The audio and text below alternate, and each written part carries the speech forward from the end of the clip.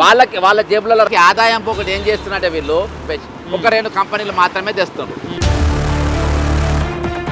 Navnirman associates ఇది, ఇంకొకటి target. అయితే ఈ 2 కూడా జిహెచ్ఎంసీ బ్లాక్ లిస్ట్ లో ఉన్నాయి. 12 కోట్లకి ఇవ్వాల్సింది 63 లక్షలకే ఇచ్చారు. అనుకోకుండా కోమరెడ్డి వెంకరెడ్డి కూడా దొరికింది. 25 lakhs ఈయన కమిషన్ తీసుకొని, నీకు అప్పు తేనికి చేత కాకుంటే, నీ ముఖం ఎవడు అప్పియకుంటే, నీ ముఖం చూసి చెప్పులు కూడా దాచుకుంటే ఈ రోజు రాజీనామా చేసి వెళ్ళిపోయి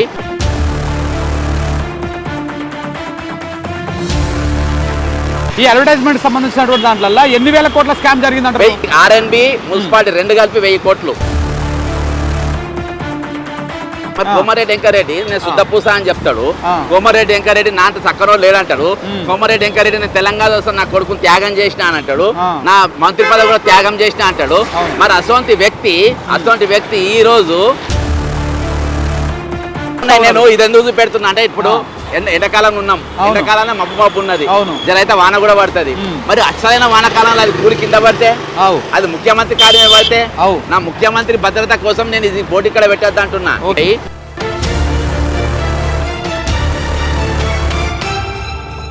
నమస్తే మిత్రులారా, నేను మీ జల్లి శంకర్ని. ఇప్పుడు మనం ఉన్న ప్లేసు కేబీఆర్ పార్క్. అంటే ఇక్కడ ఇటు చూసుకుంటే ఎన్టీఆర్ ట్రస్ట్ భవన్ ఉంటుంది. ఎన్టీఆర్ ట్రస్ట్ భవన్ సిగ్నల్ కాడ నుంచి మనము చెక్ పోస్ట్ పోతుంటే ఉన్నటువంటి మధ్యలో రోడ్ అనమాట. మరి ఇక్కడ ఈ బస్ స్టాండ్ దగ్గర ఆగినాం మనం. ఇక్కడ జర్సన్ కూడా మనతో పాటు ఉన్నారు. ఎందుకు ఇక్కడ ఆగినాము అంటే, ఈ బస్ స్టాండ్ వెనకాల ఒక ఘనకార్యం నడుస్తూ ఉన్నది. అటు కనపడుతుందా మీకు? అగో దానికి సంబంధించినటువంటి ఒక సంచలనమైనటువంటి విషయాలను నిన్న ఆల్రెడీ బక్క జర్సన్ ఆల్రెడీ ఒక ప్రెస్ మీట్లో నిన్న చెప్పడం జరిగింది. అసలు ఆ నవనిర్మాణం ఏంది, ఆ బోర్డుల ఏర్పాటు ఏంది, దానికి సంబంధించి మొత్తం వివరాలు మీ ముందు తీసుకొస్తందుకు మేము కరెక్ట్ ఎగ్జాక్ట్ లొకేషన్ దగ్గరికి వచ్చినాం. ఇట్లాంటివి రాష్ట్రంలో చాలా చోట్ల, హైదరాబాద్లో చాలా చోట్ల ఇట్లాంటివి అక్రమ నిర్మాణాలు, అక్రమ ఏర్పాట్లు జరుగుతూ ఉన్నాయి. దానికి సంబంధించి అన్న కొన్ని వివరాలతో రెడీగా ఉన్నాడు. అన్న, యాక్చువల్గా హైదరాబాద్ జిహెచ్ఎంసీలో నమోదైన మొత్తము కంపెనీలు 209 కంపెనీలు. ఓకే. రాష్ట్రం మొత్తంలో దాదాపు 1000 కంపెనీలు ఉంటాయి. గత ప్రభుత్వం ఒక పాలసీ తీసుకొచ్చింది.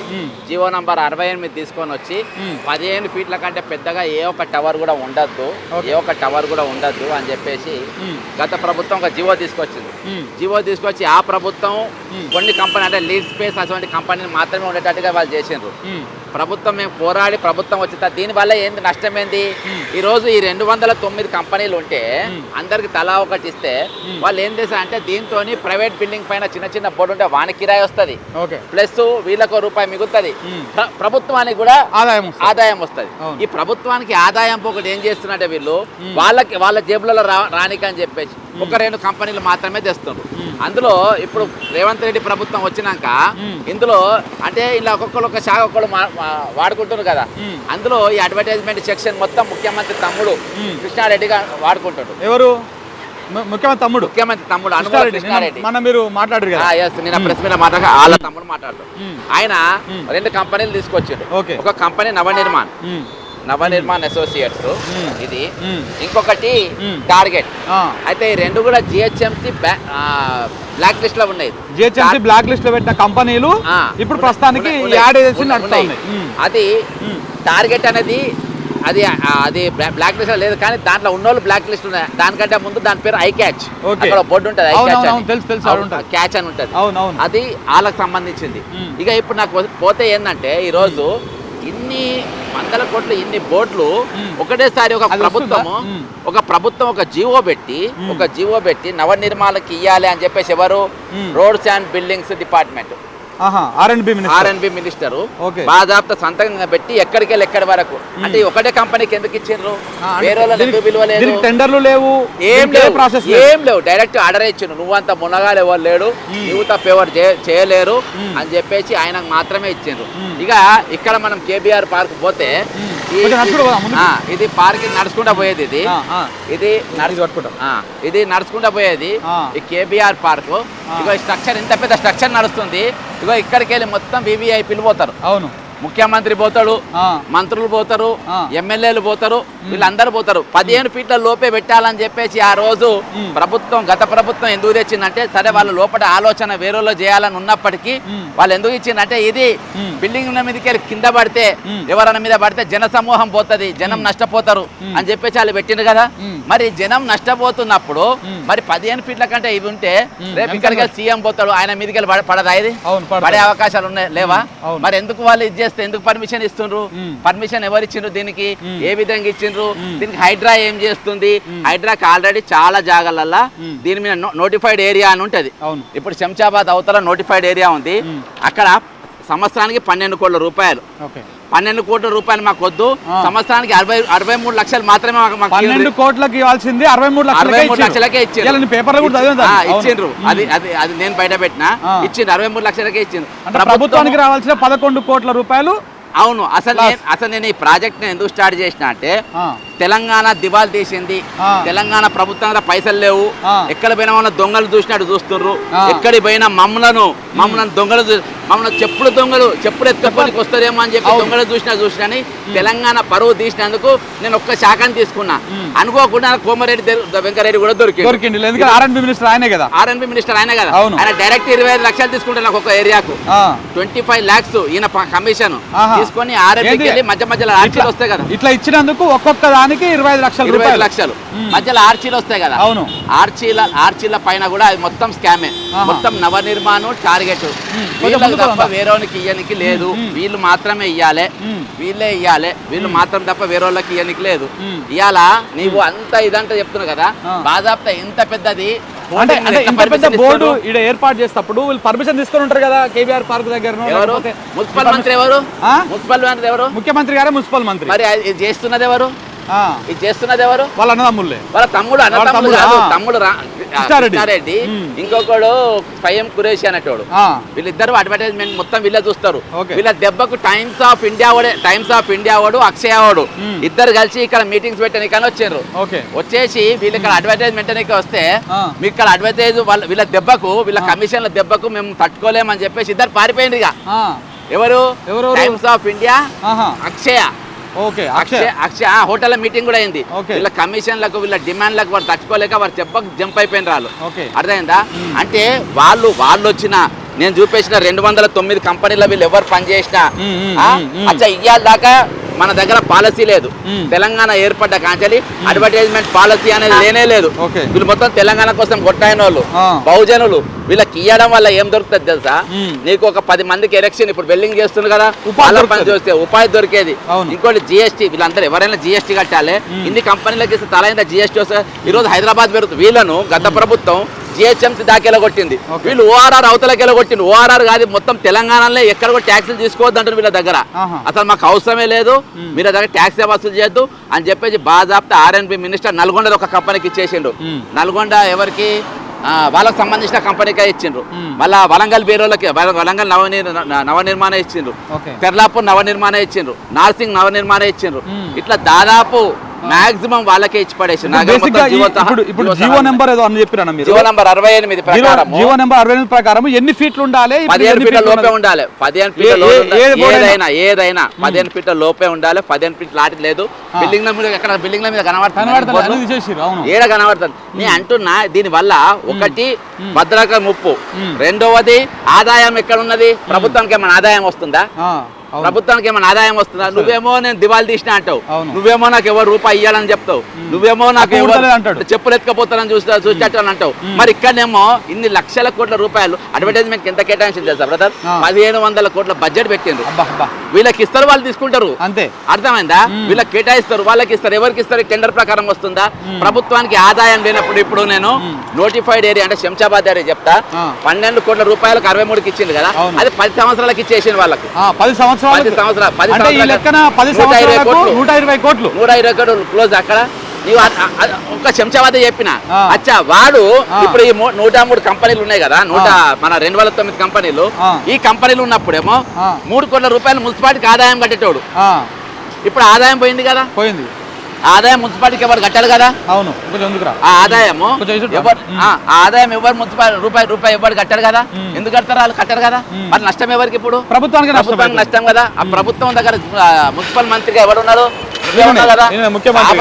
కాబట్టి ఈ రోజు బాజాప్తా నిట్ట నిలువున దోసుకుంటుండ్రు. నా తెలంగాణ దివాలు తీసింది, నా తెలంగాణకు రూపాయి పుడతలేదు, నా తెలంగాణ 1200 మంది చచ్చిపోయినరు, వాళ్ళ బలిదానాలు కూడా శూన్యమైపోయినాయి. ఇవాళ జీతాలు ఇచ్చే పరిస్థితి లేదు.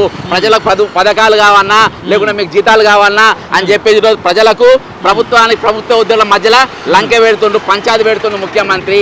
అరే నీకు అప్పు తేనికి శాత కాకుంటే, నీ ముఖం ఎవడు అప్పియకుంటే, నీ ముఖం చూసి చెప్పులు కూడా దాచుకుంటే ఈ రోజు రాజీనామా చేసి వెళ్ళిపోయి ఇవాళ నేను చూపెడుతున్న ప్రభుత్వ ఆదాయము ఒక మున్సిపాలిటీ శాఖ, అన్ని శాఖలు కాదు, ఒక అడ్వర్టైజ్మెంట్ శాఖలనే నేను చూపెడుతున్నా. ఇవాళ 1000 రూపాయలు ఇవ్వాలి. నెక్స్ట్ ఇంకొక చూపెడతా, పీపీపీ ప్రాజెక్ట్ చూపెడతా. నెక్స్ట్ అదొక 1000 కోట్లు చూపెడతా. 1000-2-3 వేల కోట్లు రావాలి. మీరు చెప్తున్న దాని ప్రకారము ఈ అడ్వర్టైజ్మెంట్ సంబంధించినటువంటి దాంట్లో ఎన్ని వేల కోట్ల స్కామ్ జరిగిందంటే బ్రదర్ ఈజీగా ఆర్ఎన్బి మున్సిపాలిటీ 2 కలిపి 1000 కోట్లు. అంటే ఇప్పుడు ఇద్దరు మంత్రులు ఇద్దరు అంతే కదా. మరి కోమారెడ్డి వెంకరెడ్డి నేను శుద్ధపూస అని చెప్తాడు, కోమారెడ్డి వెంకరెడ్డి నా అంత చక్కరో లేడంటాడు. కోమారెడ్డి వెంకరెడ్డి నేను తెలంగాణ కోసం నా కొడుకుని త్యాగం చేసిన అని అంటాడు, నా మంత్రి పదవి కూడా త్యాగం చేసిన అంటాడు. మరి అటువంటి వ్యక్తి ఈ రోజు మీరు ఈ స్కామ్లలో ఎందుకు పాల్గొంటున్నారు? ఎందుకు ఇస్తలేదు? పేరు రాసి జీవోలు ఇస్తున్నారు. నాకైతే 100 జీవోలు ఉన్నాయి నా ఫోన్ లో. ఇంకా ఒకవేళ ఉదాహరణకు ఒకటి తీసుకొని వచ్చిన కొన్ని 100 జీవోలు ఈ రోజు నవనిర్మాణ కంపెనీకి ఇచ్చారు. అర్థమైందా? ఈ 2-3 బతకనికి తెలంగాణ వాళ్ళు అందరం చంపనీకి ఈ రోజు చిన్న ఈ రోజు నువ్వు వికాస పత్రం, రాజీవ్ వికాస పత్రం మీద పెడతారు. యువ వికాస పత్రం ఎందుకు పెట్టిన పథకం? వీళ్ళ పేదోళ్ళందరినీ బతకనీకి కనిపెట్టినావు. ఈ రోజు నువ్వు నిరుద్యోగం పెంచలేవా? ఇప్పుడు 1000 కంపెనీలు దక్కేటి 4 కంపెనీలకి 1000 కంపెనీలు ఉద్యోగాలను పోయినట్టే కదా. అంతగా దాదాపు 10,000 మందిని తీసేసినట్టు బ్రదర్. 10,000 మందికి ఈ రోజు ఉపాధి లేకుండా చేసినట్టు. వీళ్ళందరూ కూడా తెలంగాణ కోసం పోరాటం చేసిన వాళ్ళు, తెలంగాణ కోసం ఉద్యమం చేసిన వాళ్ళు. గత ప్రభుత్వం ఈ తప్పులు చేసింది కాబట్టే ప్రభుత్వం మార్చిండ్రు. ఇప్పుడు కూడా నువ్వు కూడా నేను కూడా అట్నే పోతానంటే ఎట్లా? అంటే ఈ లెక్క ప్రకారం గతంలో వీళ్ళు తెలంగాణ ఉద్యమ సమయంలో బోర్డు లేకపోతే మన నినాదం తెలుస్తుంది కూడా కొంతమంది ఫ్రీగా వాళ్ళు వేసిన మొత్తం వీళ్ళే. అలా తెలంగాణ వ్యాప్తంగా ఇది నేను జిహెచ్ఎంసీ లిస్ట్ ఇస్తున్నా. ఇది మొత్తం తెలంగాణ వ్యాప్తంగా 1000 కంపెనీలు ఉన్నాయి. ఇట్లా 1000 కంపెనీలు ఒక్కొక్క టౌన్ కు ఇప్పుడు 33 జిల్లాల మినిమం ఒక 100 టౌన్లు వేసుకో. 100 టౌన్లకు మినిమం 3 కోట్ల రూపాయలు. అంటే ఎంత నష్టం చెప్పు, ఎంత భారీ నష్టం ఈ రోజు మీరు చేస్తుండ్రు. ఇలా నువ్వు ప్రైవేట్ బిల్డింగ్ల మీద ఎందుకు బ్యాన్ చేసినా తెలుసా? ప్రైవేట్ బిల్డింగ్ మీద పెడితే ఏం చేయాలి తెలుసా? వాళ్ళ కిరాయి కట్టాలి. ఇక ఇక్కడ అనుకో ఈ రోడ్డు పైన వాళ్ళ అయ్యా జాగిరే కదా, గవర్నమెంట్ జాగాలు పెట్టుకో. కిరాయి కట్టకు నువ్వు, మాకు కిరాయి కట్టకు. కాబట్టి ఈ రోజు ఒకటే బ్రదర్, నీవు నా తెలంగాణ పరువు తీసిన ఒక డిపార్ట్మెంట్ గెలుస్తేనే నేను ఇంత లాభం చూపెట్టిన. అర్థమైందా? ఈ రోజు నా సొంటని ప్రభుత్వానికి దూరంగా ఇవన్నీ అవే జీవోలు ఇవన్నీ. అర్థమైందా? ఎక్కడెక్కడ ఎందుకు తీసిండ్రు ఏంటిది? ఇగో ఇదంతా మున్సిపల్ అడ్మినిస్ట్రేషన్ ఇది. అర్థమైందా? ఇవన్నీ ఇది హైడ్రా కోసం తీసింది. అంటే హైడ్రా కూడా ఇటువంటి పెట్టడానికి లేదు, ఇటువంటి తీసేయాలి అని చెప్పి పెట్టడానికి వాళ్ళ భద్రత కోసం ఉంది, పార్కులు కాపాడడానికి ఉన్నాయి కదా. పోలీస్ స్టేషన్ కూడా ఏర్పాటు చేసి హైడ్రాకు పోలీస్ స్టేషన్ కూడా ఏర్పాటు చేసి మేము ఎక్కడ చెరువులను, కుంటలను, పార్కులను కాపాడుతామని చెప్పేసి ఆ వేదిక మీద నుంచి ముఖ్యమంత్రి మాట్లాడిండు, హైడ్రా కమిషనర్ మాట్లాడారు. మరి ఇక్కడ చూస్తేనేమో ఇంత అద్భుతంగా చాలా ఉన్నాయి. నేను ఇది ఎందుకు పెడుతున్నా అంటే ఇట్లకెళ్ళి ముఖ్యమంత్రి పోతాడు, మరి వాళ్ళకి ఇప్పుడు ఎండాకాలం ఉన్నాం, ఎండాకాలంలో మబ్బు ఉన్నది, జరైతే వాన కూడా పడుతుంది. మరి అసలైన వానకాలంలో అది కూలి కింద పడితే అది ముఖ్యమంత్రి కార్యమే పడితే నా ముఖ్యమంత్రి భద్రత కోసం నేను ఇది బోర్డు ఇక్కడ పెట్టద్దు అంటున్నా. ఇక్కడ కాదు, ఇటువంటి అడ్వర్టైజ్మెంట్ కంపెనీ అక్రమంగా ఎక్కడెక్కడ మొత్తం బాధాప్త టెండర్లు ఇచ్చి వాళ్ళ దగ్గర పైసలు వసూలు చేసి ఆ పైసలు మొత్తం ప్రజా ఖజానాకు చేరాలని చెప్తున్నా. ప్రజా ఖజానాకు ఇవి మొత్తం ప్రతి అనా పైసా ప్రజా ఖజానాకు నేను చేరాలని చెప్తున్నా. అది చూస్తున్నా మిత్రులారా, ఇది నవనిర్మాణం చేస్తున్నటువంటి ముఖ్యమంత్రి గారు చేస్తున్నటువంటి పట్టపగలు దోపిడీ అనమాట. ఒకవైపు ఏమో మేము చెరువులను కాపాడుతున్నాం, కుంటలను కాపాడుతున్నాం, దానికోసం హైడ్రాను పెట్టినాం, హైడ్రాకు ఒక పోలీస్ స్టేషన్ పెట్టినాం, ఇన్ని పెట్టినాం అని ఒకవైపు చెప్తాడు. ఇంకొక వైపు ఏమో రాష్ట్రం అప్లపాలు అయిపోయింది, రూపాయి ఉడతలేదు, మొత్తం అడకతినే స్టేజ్లో ఉన్నాము, చెప్పులను కూడా నమ్ముతలేరు, దొంగలను చూస్తాను ఇంకో దగ్గర చెప్తారు, రాష్ట్రానికి ఆదాయం లేదని చెప్తారు, రియల్ ఎస్టేట్ పడిపోతుంటే దానికి కారణము ఇంకేదో చెప్తారు. కానీ ఇక్కడ హైడ్రా అని చెప్తుంటారు. ఇక్కడనేమో అక్కడ మొత్తం కొన్ని 290 మంది, ఎంతమంది లిస్ట్ అనేది 209 మంది తీయాల్సినటువంటి యాడ్స్ని టెండర్లు లేకుండా ఏమీ లేకుండా రాష్ట్రానికి ఆదాయం వచ్చేటువంటి వనరుని కట్ చేసుకొని నిన్న ఒక ఎగ్జాంపుల్ చెప్పిండు శంషాబాద్ దగ్గర శంషాబాద్ కంటోన్మెంట్ అదొక్కటే 12 కోట్లు సంవత్సరానికి వచ్చేటువంటి ఆదాయాన్ని కేవలం 63 లక్షల కోసమే సంవత్సరానికి ఇచ్చేసారు. అంటే 11,40,00,000 రూపాయలు తక్కువకి ఇచ్చేసారు. అంటే 10 సంవత్సరాలు 10 ఏళ్ళు 10 × 11.5 12 లక్షలు అంటే 120 కోట్లు 120 కోట్లు ప్రభుత్వానికి ఆదాయం రావాల్సిన దాన్ని ఈ రకంగా దోపిడీ చేసి మేస్తా ఉన్నారు. మరి రాష్ట్రానికి ఆదాయం ఎట్లా వస్తుంది? ఇక్కడ కనపడుతున్నటువంటి ఈ నిర్మాణం ఏదైతే ఉందో ఈ బోర్డులు ఏర్పాటు చేసే నిర్మాణం అయితే ఉందో ఇది పక్కా ఇల్లీగల్ ఏర్పాటు. ఇది ఇల్లీగల్గా ఏర్పాటు చేసింది. దీనికి ఏ అనుమతులు లేవు. 15 ఫీట్ల కంటే ఎక్కువ ఉండకూడదని చెప్పేసి జీవో నంబర్ 68లో ఉన్నా కానీ ఇట్లా ఏర్పాటు చేశారు. ఇలాంటివి ఇంకా చాలా ఉన్నాయి రాష్ట్రంలో. హైదరాబాద్ లో ఇట్లాంటివి ఏడ ఉన్నా కానీ మీ ముందుకు తీసుకొస్తాం. తెలంగాణ మొత్తం పెడుతుంది. తెలంగాణ మొత్తం పెడుతుంది. కోమటిరెడ్డి వెంకరెడ్డి కూడా ఒక్కొక్క స్థలం నుంచి 25 లక్షలు లంచం తీసుకొని ఇట్లాంటివి ఇస్తున్నాడు అని చెప్పేసి అన్న కొన్ని ఆధారాలతో జీవో ఎందుకు బయటకు వచ్చింది, లెటర్ బయటకి ఎట్లా వచ్చింది. సో ఇలాంటి దోపిడీ ఎక్కడెక్కడ జరుగుతూ ఉందో హైదరాబాద్లో కావచ్చు, తెలంగాణలో కావచ్చు, అన్ని మీ ముందు తీసుకొచ్చేటువంటి ప్రయత్నం చేస్తాం. ప్రతిదీ ఇప్పుడు రాష్ట్రం అప్లపాలైంది అంటారు కదా, అప్లపాలు కాలేదు. రాష్ట్రానికి వచ్చే ఆదాయాన్ని వీళ్ళు మింగుతురు. అంతేనా? అంతే. రాష్ట్రానికి వచ్చే ఆదాయాన్ని మింగుతురు వీళ్ళు. అంతే. సో కాబట్టి ఇలాంటి దుర్మార్గాలన్నీ కూడా, ఇలాంటి వాస్తవాలను కూడా మీ ముందు తీసుకొచ్చేటువంటి ప్రయత్నం చేస్తాం మిత్రులారా. Thank you very much.